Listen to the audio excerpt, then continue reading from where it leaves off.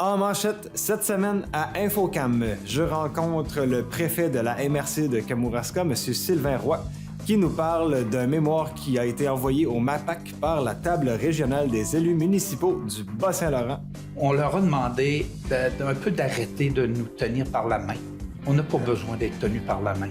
Et je rencontre Étienne Bouchard et Judith Saint-Jean de l'organisme La Traversée qui nous font un retour sur le souper-spectacle-conférence qui avait lieu avec l'artiste Florence K. Autrement dit, il y a un moment où entre l'aidant et l'aidé, il n'y a plus de différence. On appelle ça de l'entraide.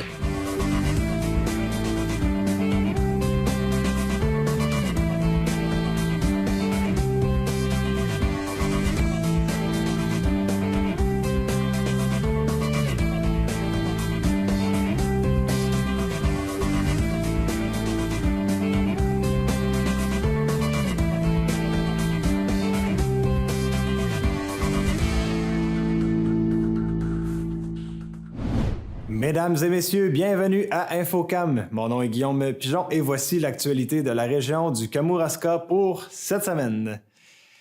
En premier lieu, j'ai eu la chance d'accueillir ici à nos studios de la TVCK M. Sylvain Roy, qui est le préfet de la MRC de Kamouraska. Avec lui, je me suis entretenu d'un mémoire qu'il a co-signé avec la table régionale des élus municipaux du Bas-Saint-Laurent.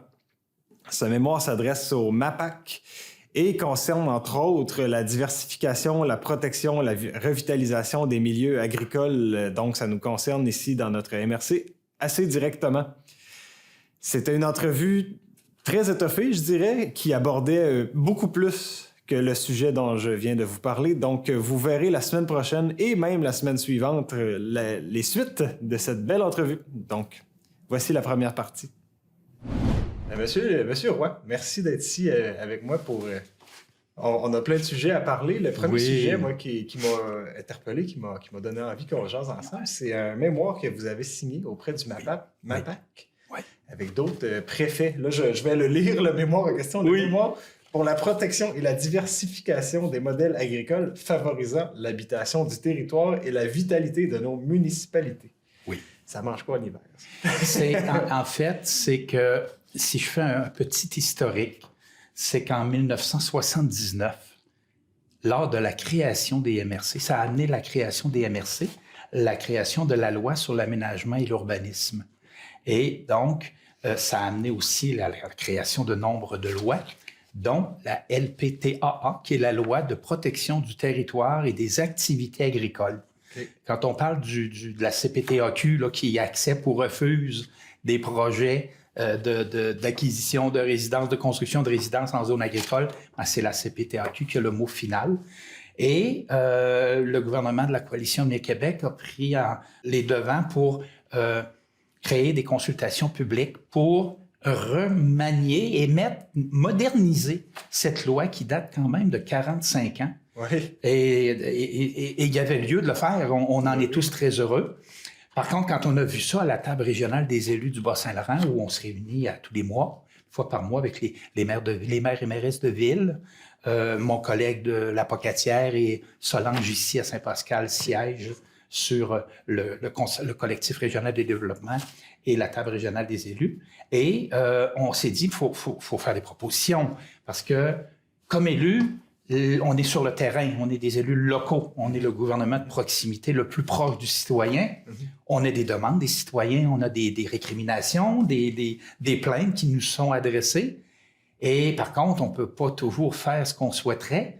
C'est quand même des lois assez rigides qui peuvent même à la limite être frustrantes pour nous, souvent, et pour nos professionnels, nos professionnels en aménagement, nos directions générales, qui peuvent travailler très fort pour aider quelqu'un à s'établir sur une terre agricole et tout ça, ou un transfert de terre agricole.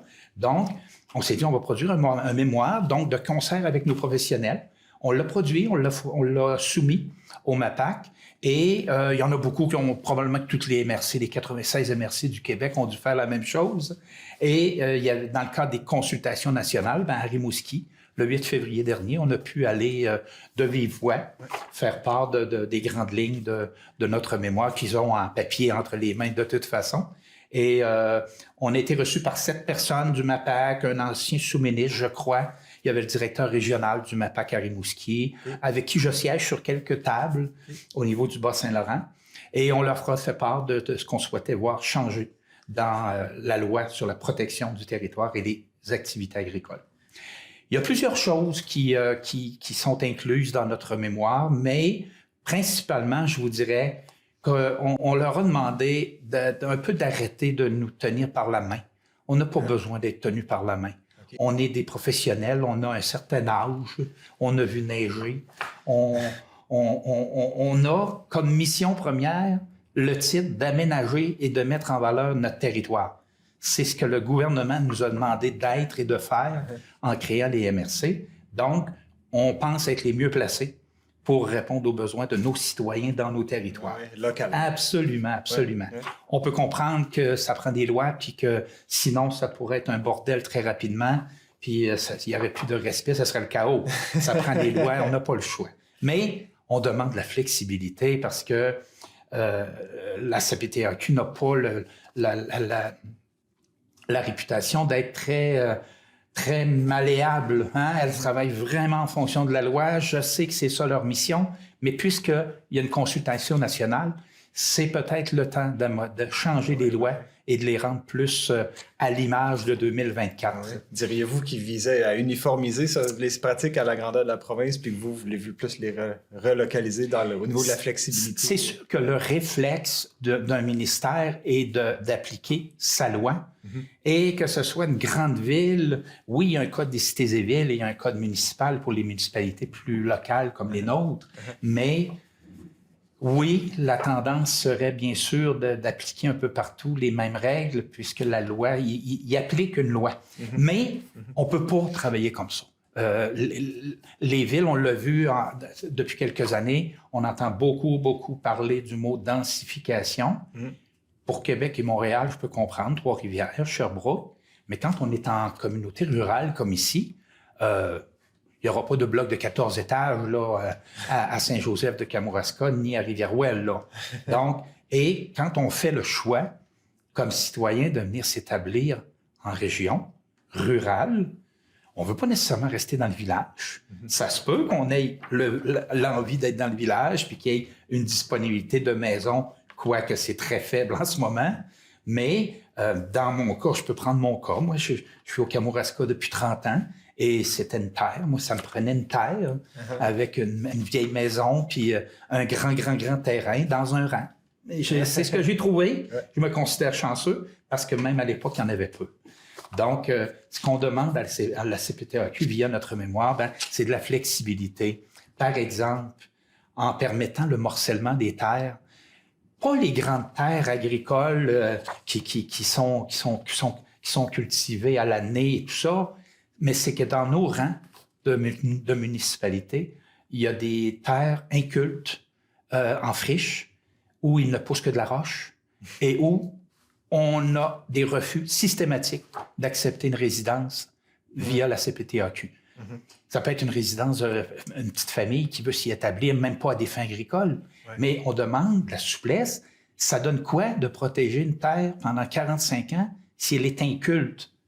Et pas cultivable. Elle ne sera jamais. Donc, ouvrons les portes, permettons à une petite famille de s'établir, de se construire une maison sur une parcelle de ce terrain-là. Et je ne peux pas croire que c'est une roche au complet. Donc, puis encore là, on pourrait se construire sur une roche. Mais c'est ce qu'on demande, grosso modo. Qu'est-ce qu'on parle aussi? On demande...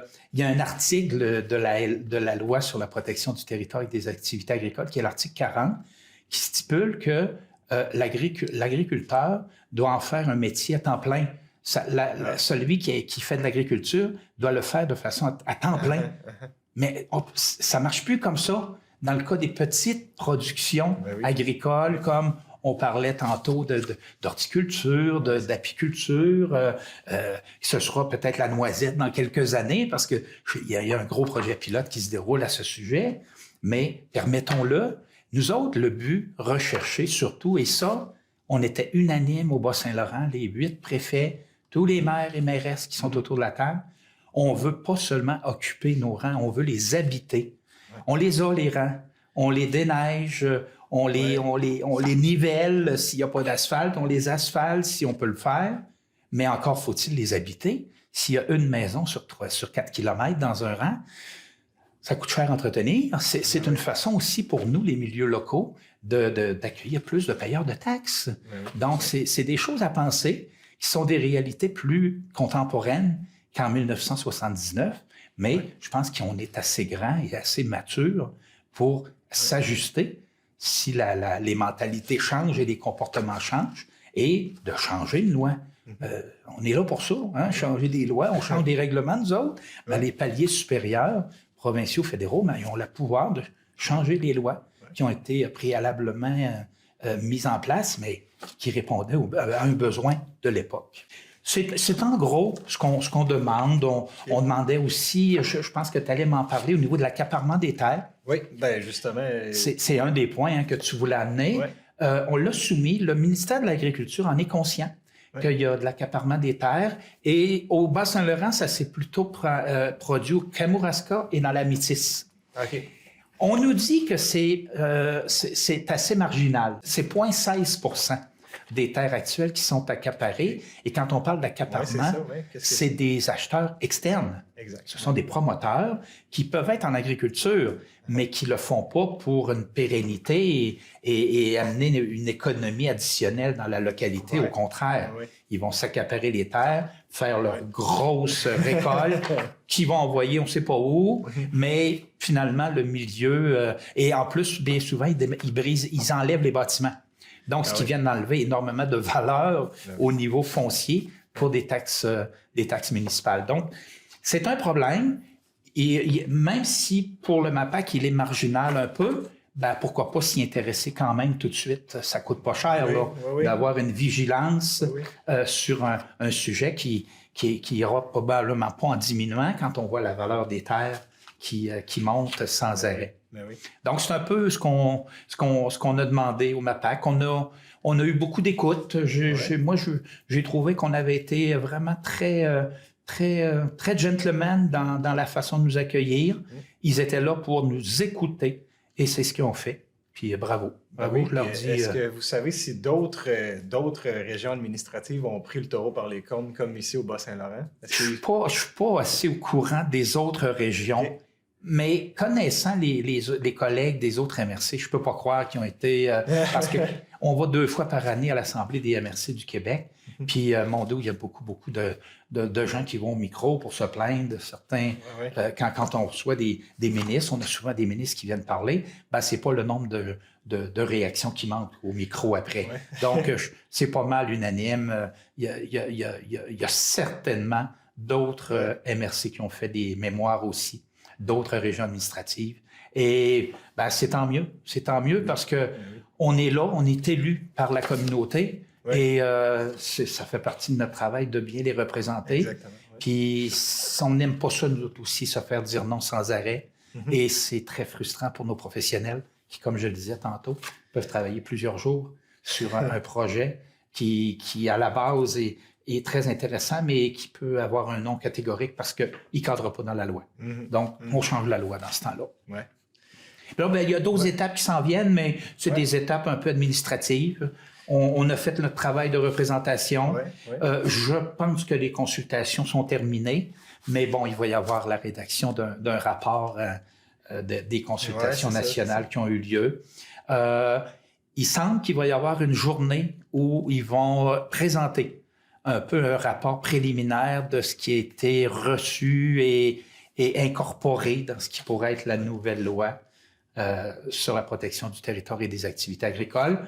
Et ensuite, il y aura la loi finale, mais entre-temps, j'ai cru comprendre qu'on pourra encore réagir. Donc, c'est certain qu'on va être à l'affût. Comme je disais à mes collègues, on a une fenêtre qui est ouverte là. Ça fait 45 ans qu'elle était fermée. Si on rentrait pas dedans, on ratait un bateau énorme. Ouais, Donc, je t'ai même pas né. oui, absolument. Donc, on a fait ce qu'on voulait faire et ce qu'on devait faire. Ouais. Espérons qu'on aura été écoutés. C'est ce qu'on souhaite. C'est ce qu'on souhaite. Ouais, pour le mieux de tous, au final, là, c'est ce que j'entends, puis c'est bien. Oui, Merci. oui. Ouais. Oui, puis on a eu, comme je vous dis, je le répète, on s'est senti écouté. Puis il y avait toutes sortes de demandes. Hein. Nous autres, on faisait part de partie de notre mémoire, mais il y avait des producteurs agricoles qui avaient des récriminations à amener. L'UPA était là. Il y avait des tables de concertation diverses au niveau du Bas-Saint-Laurent. Donc, c'était un bel amalgame de toutes les composantes socio-économiques du Bas-Saint-Laurent. Puis, c'était très intéressant. Puis, j'ai bien hâte de voir la suite. Ouais, ben moi aussi. Bien hâte. Le 24 février dernier, l'organisme La Traversée organisait un souper-conférence-spectacle avec l'artiste Florence K. Afin d'en savoir plus sur cette activité et en même temps savoir un peu plus sur La Traversée, j'ai rencontré Étienne Bouchard, directeur général, et Judith Saint-Jean, qui est une intervenante qui célèbre ses 25 années de service auprès de ce bel organisme. Ben, merci de m'accueillir ici à La Traversée. Il y a eu un bel événement samedi dernier, le 24, un souper-conférence-spectacle avec Florence K. Est-ce que vous voudriez m'en parler, Judith? Oui, avec plaisir. Donc, effectivement, c'était notre 30e. Alors, on avait le goût d'avoir un invité d'honneur pour la conférence. Donc, on a choisi Madame Florence K.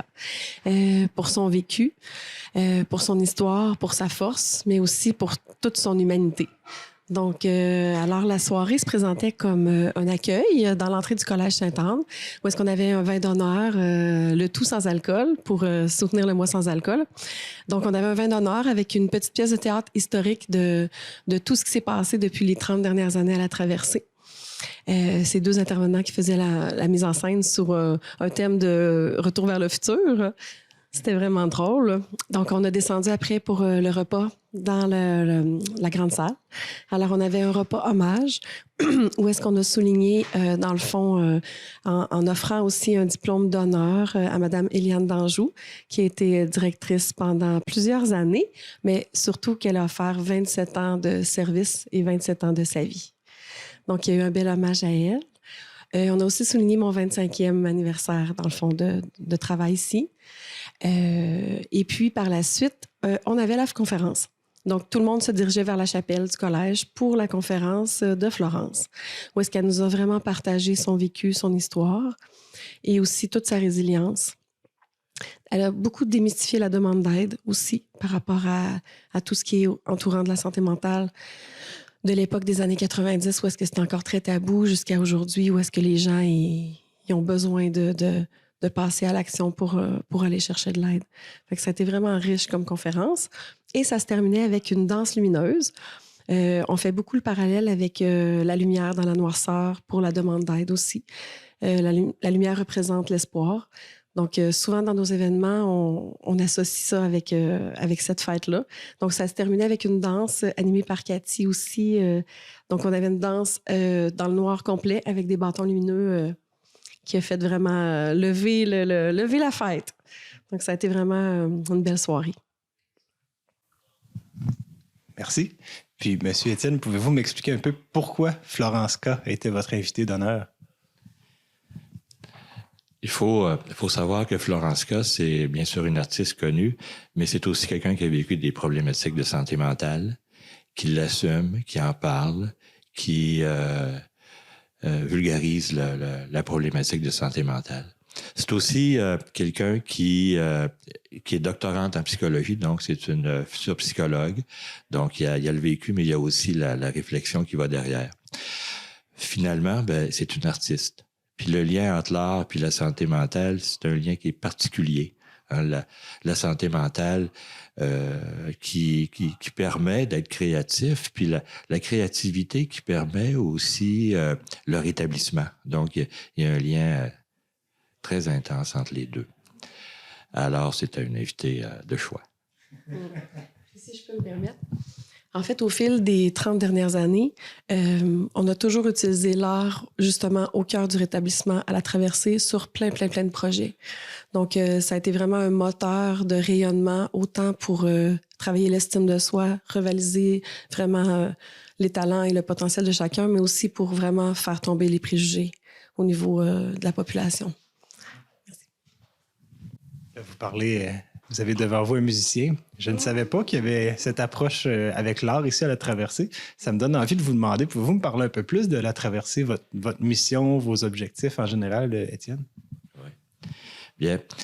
Ma façon de présenter la traversée, surtout quand je la parle avec mon cœur, c'est assez simple. La traversée, c'est actuellement 230 membres, des gens qui ont vécu ou qui vivent des problématiques de santé mentale pour la plupart, puis qui viennent chercher chez nous des services, qui participent à des ateliers, et qui, tant qu'à participer à ces beaux moments-là, s'impliquent parce que la traversée devient leur milieu de vie.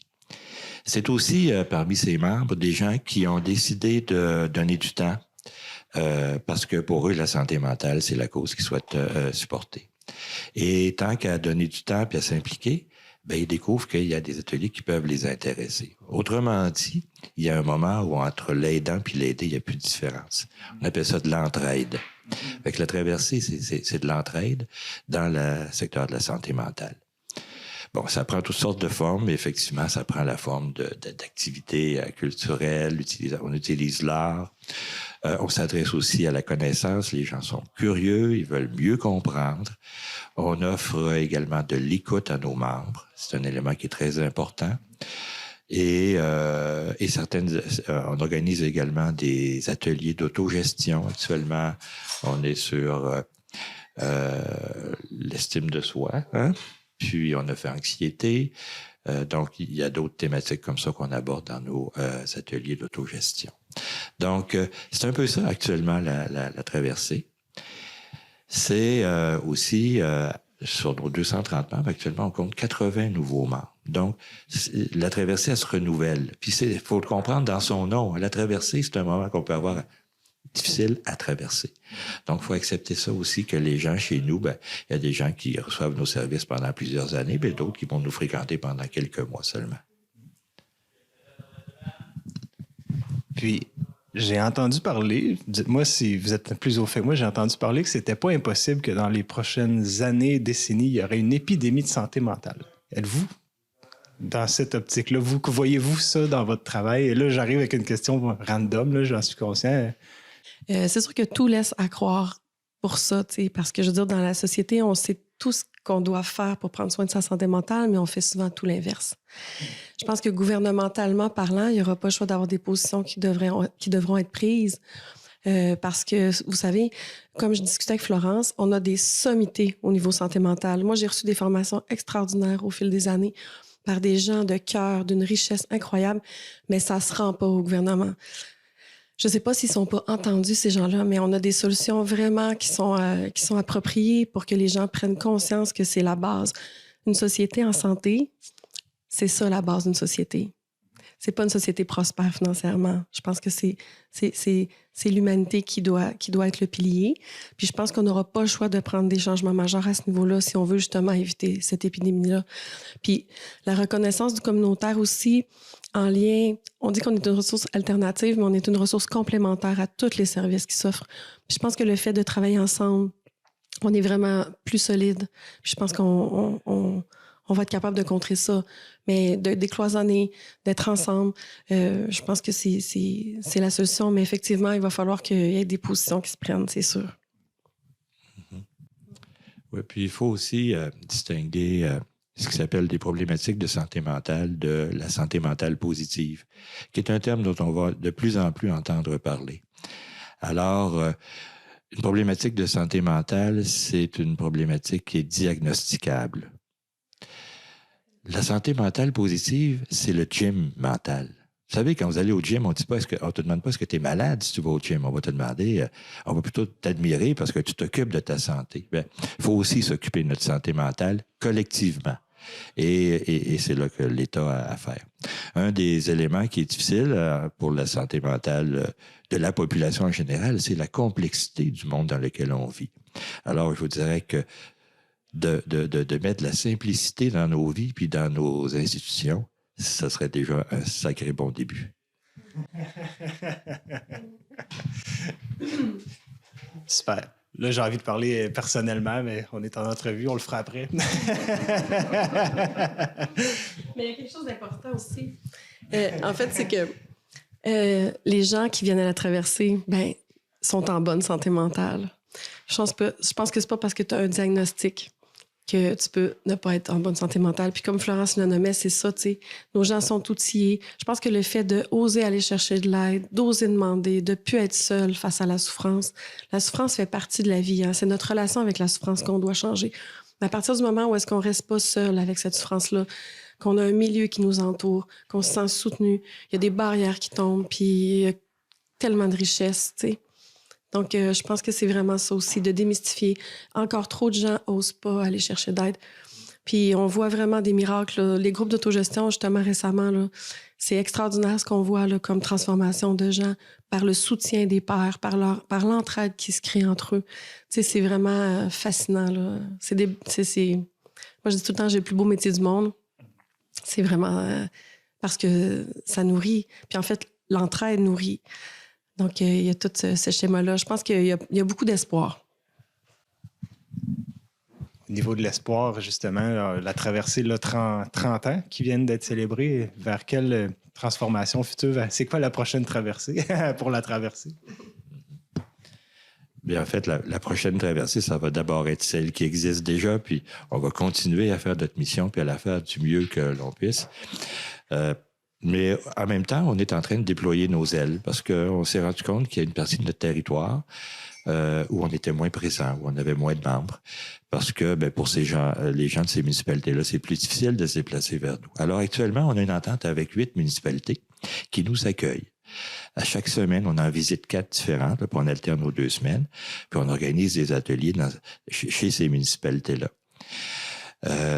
Donc, c'est ce qu'on appelle déployer nos ailes. Puis, la forme que ça va prendre, là, on le vit là, pendant quelques mois, on est en train d'expérimenter tout ça, mais on sent que déjà, ça va répondre à un besoin d'aller vers des gens un peu plus loin. Je vous dirais que pour l'instant, c'est beaucoup notre projet. Ensuite, les ateliers d'autogestion, on en a parlé tantôt, c'est quelque chose qu'on aimerait être capable de faire davantage. En fait, on aimerait être capable d'en livrer régulièrement, en constance. Et tout simplement de continuer à offrir davantage à plus de membres, à plus de personnes qui ont besoin. Merci, franchement. C'était une belle rencontre ce matin. Merci pour vos partages, puis je vous souhaite une belle journée. Merci. Merci. C'est ce qui complète l'émission d'InfoCam pour cette semaine. Merci beaucoup d'avoir été des nôtres. Si vous voulez me joindre, n'hésitez surtout pas à envoyer un courriel à l'adresse presse@tvck.org. Sur ce, je vous souhaite une très belle semaine et je vous dis à la semaine prochaine. Au revoir.